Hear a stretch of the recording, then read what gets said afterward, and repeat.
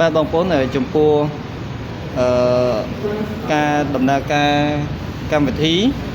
បណ្ដាញសង្គមនៅលើ iPhone គឺយើងប្រើប្រាស់នេះ Safari នេះបាទចុចលើ Safari នេះមកបាទបន្តមកទៀត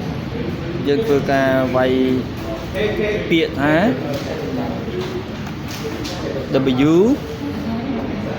A L L E T បាទយើងវាយពាក្យនេះមកហើយចូល .sgiem.com បាទនេះវាយអញ្ចឹងណាបងប្អូនបាទហើយបន្តមកទៀតយើងធ្វើការ search ទៅមុខទៅនឹងចេញមកដល់កន្លែងនេះហើយពេលដែលចេញមកដល់កន្លែងនេះហើយបងប្អូនអាចធ្វើការទាញដាក់លើកញ្ចក់អេក្រង់មិនពិបាកទេគឺមានសញ្ញាព្រួយនៅខាងក្រោមនេះបងប្អូនចុចទៅពេលដែលចុចហើយមានសញ្ញាព្រួយមួយទៀតចុចលើសញ្ញាព្រួយហ្នឹងមករុញឡើងលើមកយកពាក្យថា add to home screen បាទ add to home screen ហើយចុច add មកបើវាជាការស្រេចបាទនេះនៅលើកញ្ចក់អេក្រង់អញ្ចឹងនៅលើ iPhone គឺធ្វើអញ្ចឹងបងប្អូនបាទអរគុណច្រើនបាទបងប្អូនចំពោះការដំណើរការកម្មវិធីបណ្ដាញសង្គមនៅលើ iPhone គឺយើងប្រើប្រាស់នេះ Safari នេះបាទចុចលើ Safari នេះមកបាទបន្តមកទៀតយើងធ្វើការវាយពាក្យថា W A L L E T បាទយើងវាយពាក្យនេះមកហើយចូល .sgiem.com បាទនេះវាយអញ្ចឹងណាបងប្អូនបាទហើយបន្តមកទៀតយើងធ្វើការ search ទៅមុខទៅនឹងចេញមកដល់កន្លែងនេះហើយពេលដែលចេញមកដល់កន្លែងនេះហើយបងប្អូនអាចធ្វើការទាញដាក់លើកញ្ចក់អេក្រង់មិនពិបាកទេគឺមានសញ្ញាព្រួយនៅខាងក្រោមនេះបងប្អូនចុចទៅពេលដែលចុចហើយមានសញ្ញាព្រួយមួយទៀតចុចលើសញ្ញាព្រួយហ្នឹងមករុញឡើងលើមកយកពាក្យថា add to home screen បាទ add to home screen ហើយចុច add មកបើវាជាការស្រេចបាទនេះនៅលើកញ្ចក់អេក្រង់អញ្ចឹងនៅលើ iPhone គឺធ្វើអញ្ចឹងបងប្អូនបាទអរគុណច្រើនបាទបងប្អូនចំពោះការដំណើរការកម្មវិធីបណ្ដាញសង្គម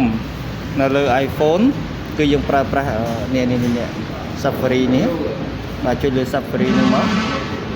បាទបន្តមកទៀតយើងធ្វើការវាយពាក្យថា W A L L E T បាទយើងវាយពាក្យនេះមកហើយចូល .sgiem.com បាទនេះវាយអញ្ចឹងណាបងប្អូនបាទហើយបន្តមកទៀតយើងធ្វើការ search ទៅមុខទៅនឹងចេញមកដល់កន្លែងនេះហើយពេលដែលចេញមកដល់កន្លែងនេះហើយបងប្អូនអាចធ្វើការទាញដាក់លើកញ្ចក់អេក្រង់មិនពិបាកទេគឺមានសញ្ញាព្រួយនៅខាងក្រោមនេះបងប្អូនចុចទៅពេលដែលចុចហើយមានសញ្ញាព្រួយមួយទៀតចុចលើសញ្ញាព្រួយហ្នឹងមករុញឡើងលើមកយកពាក្យថា add to home screen បាទ add to home screen ហើយចុច add មកបើវាជាការស្រេចបាទនេះនៅលើកញ្ចក់អេក្រង់អញ្ចឹងនៅលើ iPhone គឺធ្វើអញ្ចឹងបងប្អូនបាទអរគុណច្រើនបាទបងប្អូនចំពោះការដំណើរការកម្មវិធីបណ្ដាញសង្គមនៅលើ iPhone គឺយើងប្រើប្រាស់នេះ Safari នេះបាទចុចលើ Safari នេះមកបាទបន្តមកទៀតយើងធ្វើការវាយពាក្យថា W A L L E T បាទយើងវាយពាក្យនេះមកហើយចូល .sgiem.com បាទនេះវាយអញ្ចឹងណាបងប្អូនបាទហើយបន្តមកទៀតយើងធ្វើការ search ទៅមុខទៅនឹងចេញមកដល់កន្លែងនេះហើយពេលដែលចេញមកដល់កន្លែងនេះហើយបងប្អូនអាចធ្វើការទាញដាក់លើកញ្ចក់អេក្រង់មិនពិបាកទេគឺមានសញ្ញាព្រួយនៅខាងក្រោមនេះបងប្អូនចុចទៅពេលដែលចុចហើយមានសញ្ញាព្រួយមួយទៀតចុចលើសញ្ញាព្រួយហ្នឹងមករុញឡើងលើមកយកពាក្យថា add to home screen បាទ add to home screen ហើយចុច add មកបើវាជាការស្រេចបាទ នេះនៅលើកញ្ចក់អេក្រង់អញ្ចឹងនៅលើ iPhone គឺធ្វើអញ្ចឹងបងប្អូនបាទអ្នកអរគុណច្រើនបាទ